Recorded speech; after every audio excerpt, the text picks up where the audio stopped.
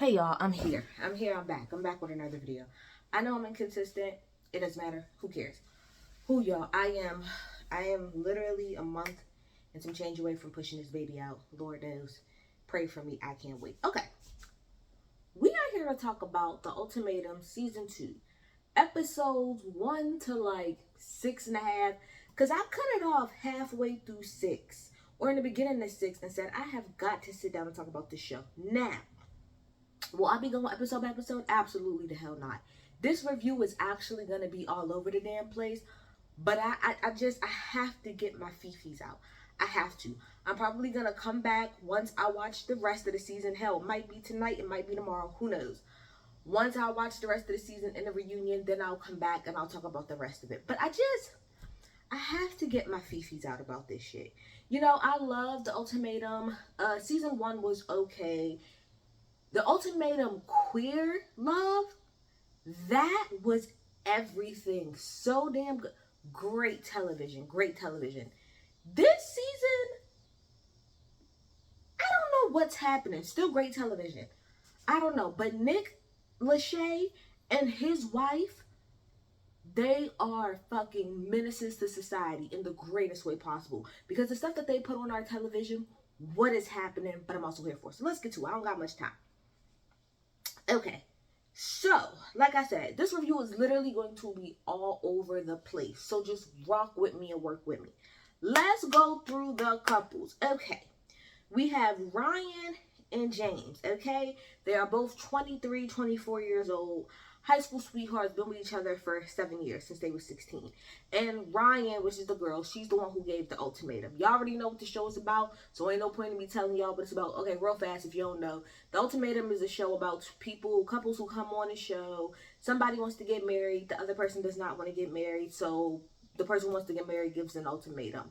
They come on the show, they break up, and they get into a quote-unquote fake a marriage trial with somebody else from one of the other couples that are on the show. Those people go and live with each other for 3 weeks, do a trial marriage. Then they get back with their original partners that they came with for another 3 weeks. And then at the end, they pretty much have a decision on whether or not they're going to get married to the person that they came with, get with somebody else, whoever it is, the person that they might have matched with in the beginning, or they might walk away and just be single. That's the point of the ultimatum. Got it, okay. So yeah, we have Ryan and James, 24 years old. They've been together for 7 years. She's the one who gave him the ultimatum. Then we have Raya, who is 24, and Trey, who is 28. They've been together 2 years, and he gave her the ultimatum. Then we have Roxanne and Antonio. They're both 30. Antonio gave Roxanne the ultimatum. We have Kat and Alex. Kat is 28. Alex is 32. She gave him the ultimatum. And then we have Lisa and Brian, which we ain't going to even be here long on them. Lisa and Brian, I think they're both 29. They've been together 1.5 to 2 years, and she gave him the ultimatum. Okay, so we start off the episode, you know, Nick Lachey and his wife talk to them, blah, blah, blah, blah. It still boggles me to this day that, like, Nick Lachey and Jessica Simpson, that reality show on E was gold. Do you hear me? It was gold TV. That's why he knows what he's doing. Because that was like what took E the hell off. Gold, gold, gold, gold, gold. But anyway. So, let's go through the couples, right? So, we're just going to go through like the first episode and like just kind of getting to know everybody a little bit.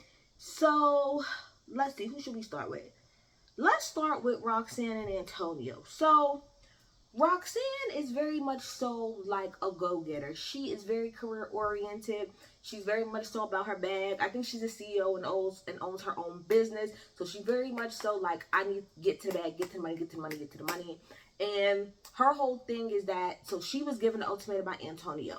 She, in the beginning, pretty much says that she feels like her getting married will slow her down. Like, why get married right now when I'm in my boss chasing mode and I'm getting to the bag, So she is like a good representative of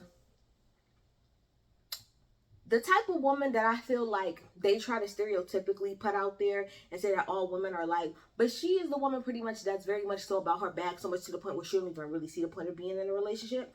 or being married, she doesn't really see the point. She sees getting to the bag as a priority. Antonio, on the other hand, she feels like he's not very mature and that he is not in the same place that she is, especially financially, or career wise, and she doesn't even really know if he can get there. So she's very hesitant about marrying him. So that's Roxanne and Antonio. We'll get more to them in a little bit. Then we have Lisa and Brian. Lisa, um, Lisa is stable. She's very stable, as far as like being like financially stable. I think she said she makes like around 6 figures.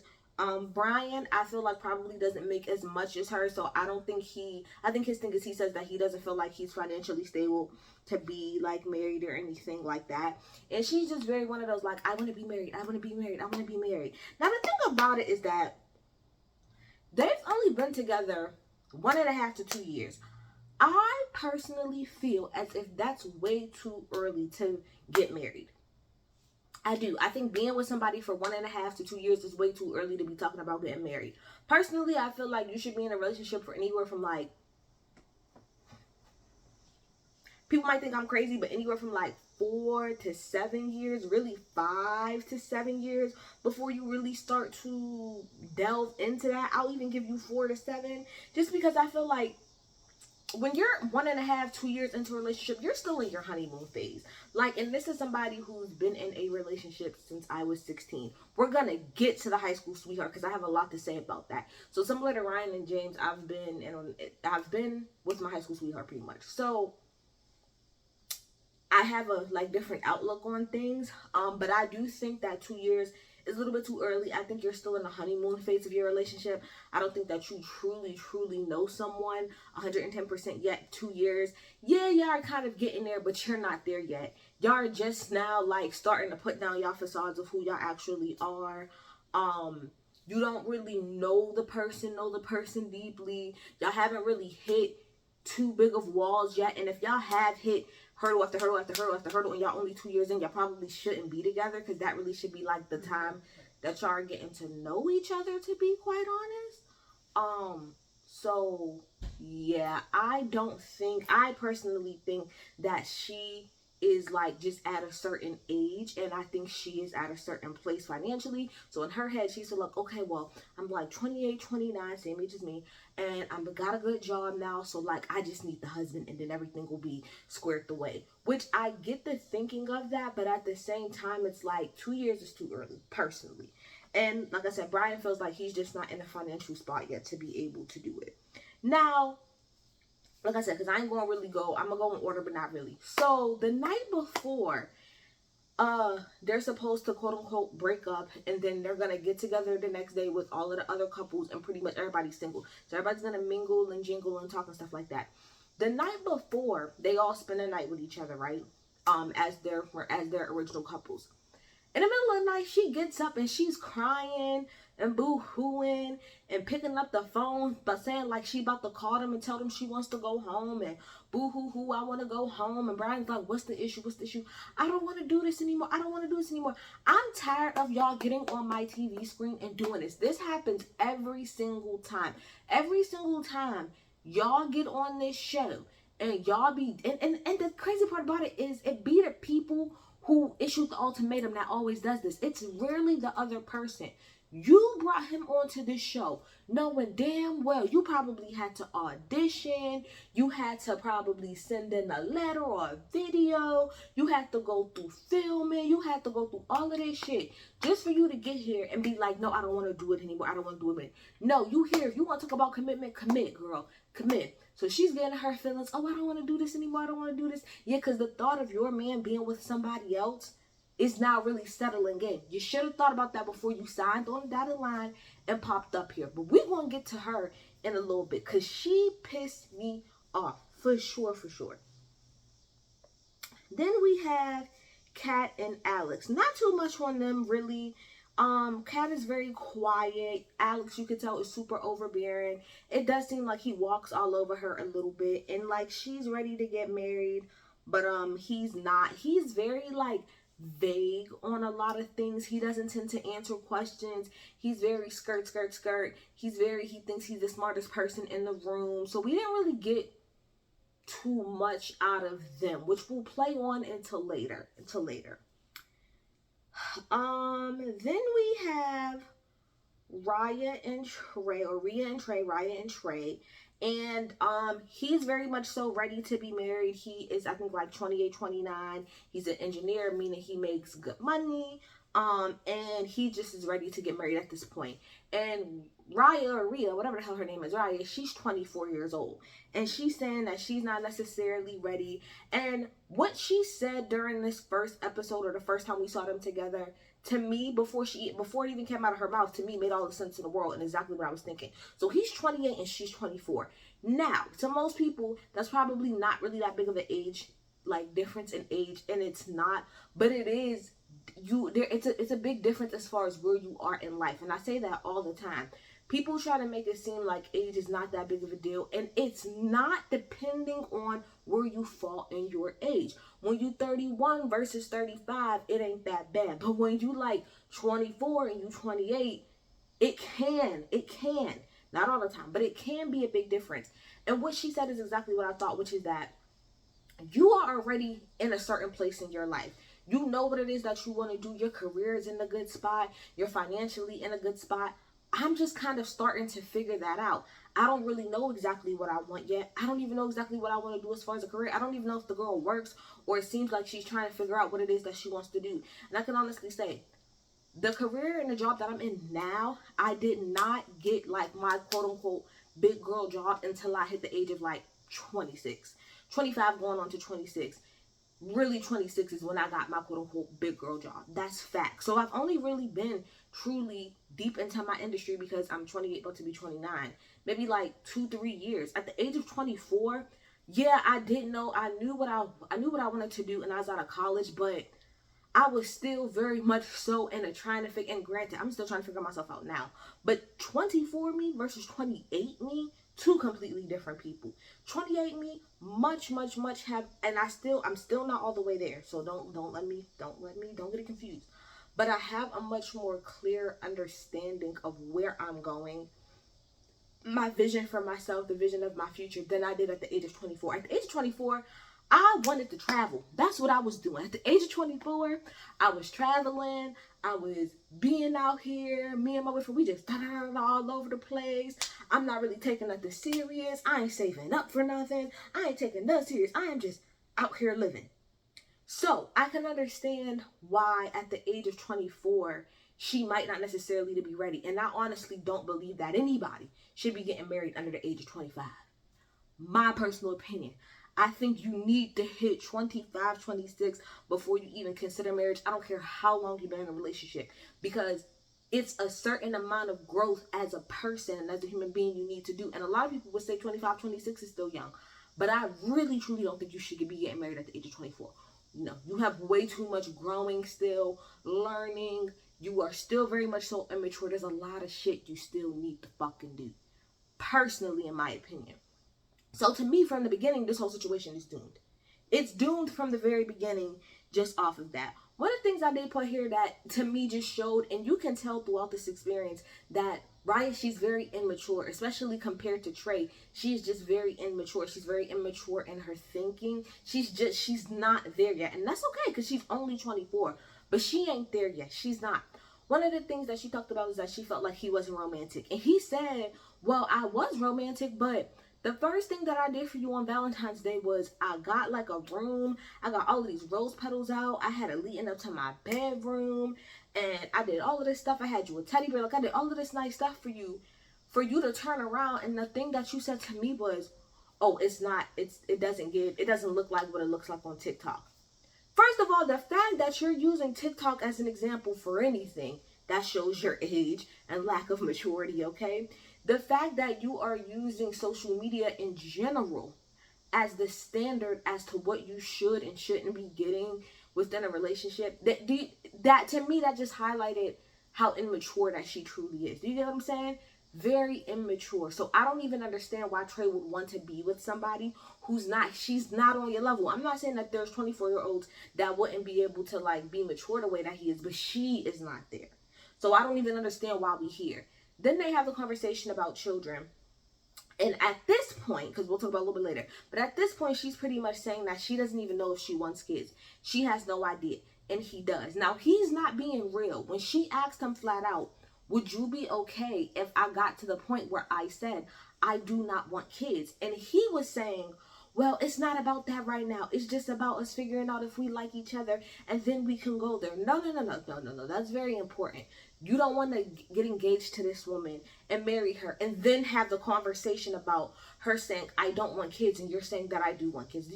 Did we not see Jenny Mae? I mean, granted, she had kids with Jeezy, but still, that's a very important conversation to have.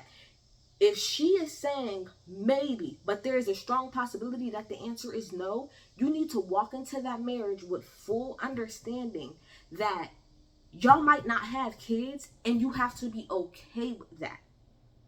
You have to be okay with that. So I think that that's something that she was really trying to push home, that he was like trying to downplay and try to act like it didn't bother him, but it did. You want kids, that's okay, but I think he just didn't want to say like, no, that would bother me, because then that would mean he really has to accept the fact that that's not gonna work out. So that's Ryan Trey. Then we're gonna get on to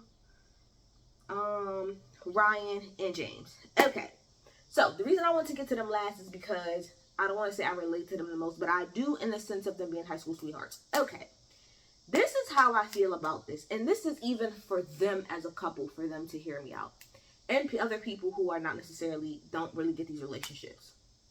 Yes, they have been together for 7 years, and in theory, that is a long time. However, when you are in a relationship with somebody that you have been with since high school, the timelines tend to look a whole lot different. I feel like this. If you got in a relationship at the age of 26 and then you was with that person for 7 years, yes, absolutely, I can see somebody being like, we need to get married. We need to get married. But when you've been in a relationship starting at the age of 16, and we are now 23, 24, and you're talking about getting married, I can see why he would not want to, or why he's not ready. One of the things I talk about a lot, like, my parents been together since they was 14. Me and my boyfriend been together since we was 16. My aunt and my uncle have been together since they was 16. Look, I'm very much so surrounded by a lot of people that have been in relationships since they were like 16, 17. Not everybody, but more than probably the average, to be quite honest. And for me being in one of the things that I have been able to, like, I tell people all the time, and obviously as I get older, you learn more. Like I said, the timelines and the dynamics of being with somebody, your high school sweetheart, is much different than being in a relationship once you're like a grown adult and you get into one. One of the main things that I think people don't take into consideration when it comes to that is, yeah, it's 7 years, but think about the 7 years. That's 16 to 23 or 24, whichever one. Those are very much so formative years. But forget as a couple, I'm talking about as a person. I don't think people a lot of times take into consideration that when you're in a relationship like that, when you've been in a relationship since high school, there's a lot of growing, forget as a couple, that you have to do individually. I'm talking about from the age of 16. Everybody knows 16 is a very formative year. 17, formative year. 18, you're now an adult and you got to figure out, what the hell is it that I'm doing? Am I going to college? Am I not? Okay, let's just say you do or you don't. From 18 to 21, you are now growing. And let's just say you went to college like they both did. You're now grinding because you're in school. So you're not really focused on anything else other than making sure that you graduate. Then once you graduate at 21, you're now trying to figure out, what the hell is it that I'm doing with my life? Because the majority of us in America, once you graduate college, you do not automatically get into your damn field. It takes you a good another 4, 5, 6 years to even get into the field that you went to school for. So they're like 23, 24, meaning they're maybe 2 years out of college, if that. Do you know how much changing and evolving as a person happens in those years? So much happens. Forget, like I said, as a couple, individually as a person. I never even thought, me and my boyfriend never even thought about at the age of 23 or 24 getting married. That was nothing that was on our radar at the time, because it's like, bro, we're trying to figure out life.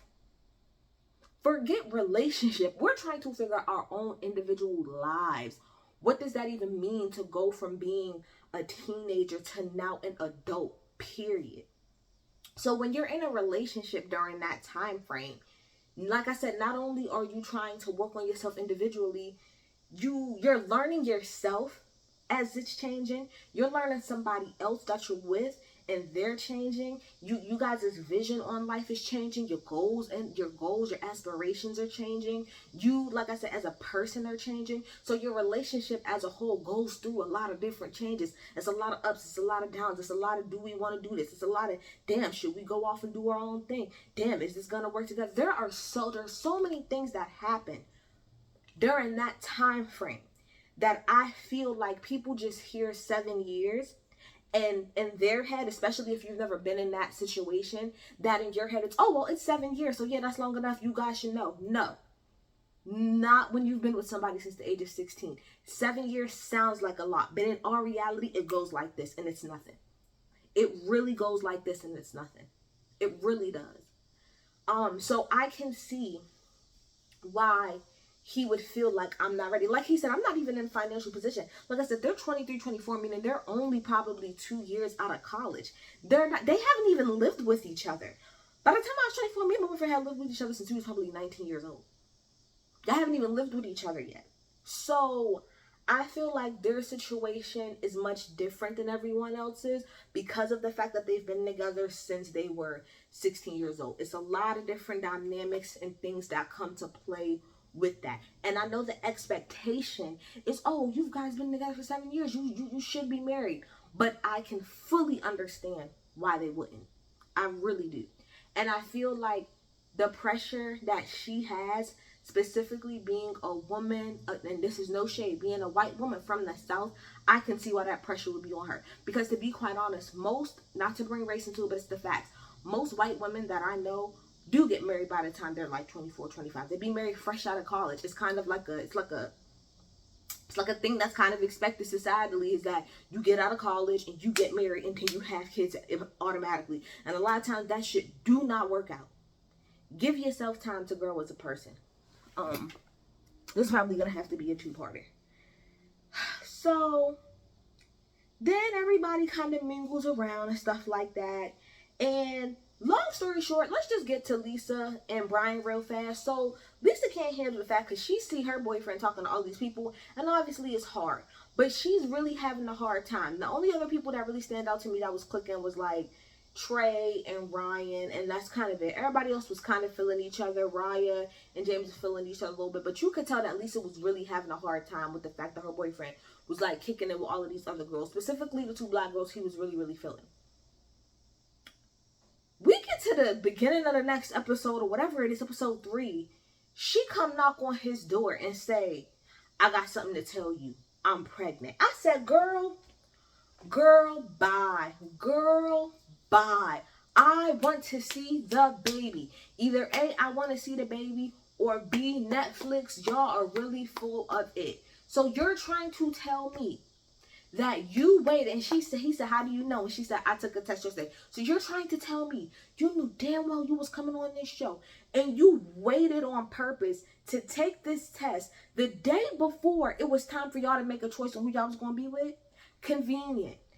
Fucking convenient. You didn't just get pregnant the night before, girl. That's not how that worked. If you thought you was pregnant before, you would have took the test prior. And when she's sitting there telling him, you could tell how shook that man was. That man was not excited that she was pregnant. He was not. He was shook. You was excited. Let's call it spade, girl. You pulled that card because you didn't really want to just up and confess that you didn't want to do it anymore. So you just did that so that you could get your man off the show because you didn't want him to talk to nobody else. I want to see the baby, or I want to see Netflix. You're full of shit for waiting until the day before the choice to go and take that damn test. Why wouldn't you take the test before y'all got there? That does not even make sense. You just so happen to think, oh, well, I might be pregnant the day before the choice, when you was crying the night before and said you wanted to leave.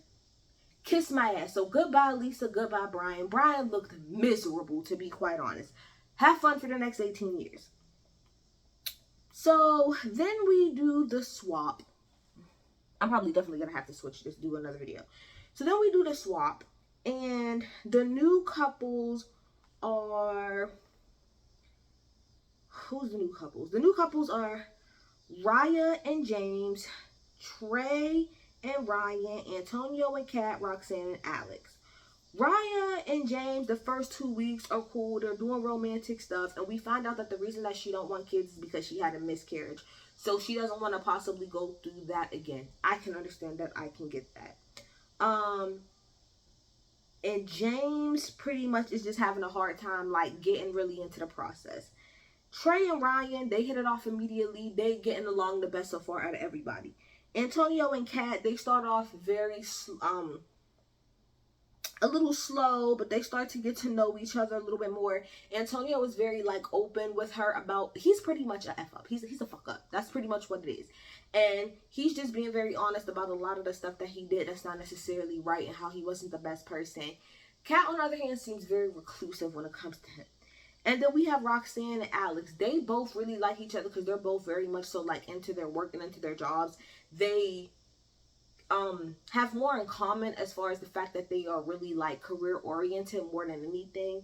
And now Roxanne, since she met Alex, is more so like, I might be more open into the possibility of marriage. But that's because Alex is very much so like her in the sense of he's very goal and career oriented, very much so into his work versus Antonio.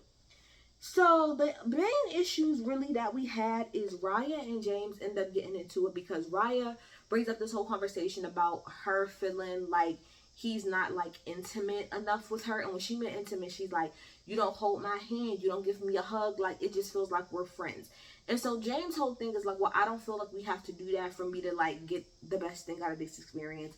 I got what both of them was saying. I felt like Raya was doing way too much with the holding hands. But I also understood what she was saying. Like, if you're going to be in this experience, you need to be into it. But I also understand what James was saying because James was like, to me, it just feels like you don't really want to be with Trey. Which I got that feeling too throughout this whole little series so far. Is that she really don't want to be with this man. But she don't necessarily know how to say it. So then everybody gets together. All the couples get together or whatever. And long story short, let me see. Raya does not like James, and she tells Ryan that or whatever. And Ryan really likes Trey, but she don't want to fully admit that to Raya. Roxanne pretty much tells Kat that she needs to run when it comes to Alex because Alex is very much so like an asshole and full of himself, which he very much so is, and he's very surface level and he lies a whole lot. The thing about it is Roxanne and Alex are the exact same person. That's why they don't like each other. They're literally the exact same person, and because of that, that's why they clash. Roxanne, everything you saying to Kat, it could be applied to you too, which we'll get to in a second.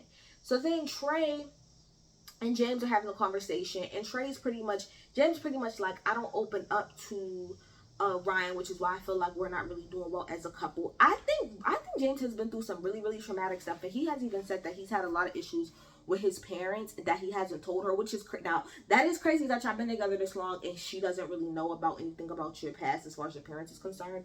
But I think he's just been through some real traumatic shit that maybe he just hasn't fleshed all the way out and probably needs to go to therapy and talk to somebody about. And Trey's honest and said that he really likes Ryan, but James tells Trey some real shit. You need to not be with Ryan. Like, don't stray from what you want, but that girl is not ready. And I would have to agree. She's very immature. She don't want to be in a relationship with Trey. She don't, but she just don't know how to say it. She does not know how to say it. And I agree with everything James told Trey. Like, you need to, like, stick on your path and get the type of woman that you want. But that little girl, she's not ready. And I don't even mean to be disrespectful, but she acts like a little girl. She's not ready. And she ain't it, Trey. Get your shit and move on, okay? And then the most interesting conversation was between Alex and Antonio. First of all, Antonio is not even, no, Alex ain't answering one question that Antonio's asking. He said, what did your parents think about her? He didn't answer the question. It was like, well, why are you asking? What do you mean by why is he asking? You're on a show about this whole situation. Of course he's going to ask. And then Antonio, so to me, Alex is already looking funny style because you're like not answering questions the same way Roxanne was like, you're not that he doesn't answer thinking straight out.